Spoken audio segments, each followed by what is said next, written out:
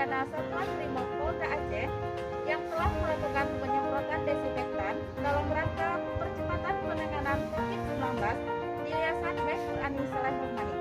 Assalamualaikum warahmatullahi wabarakatuh.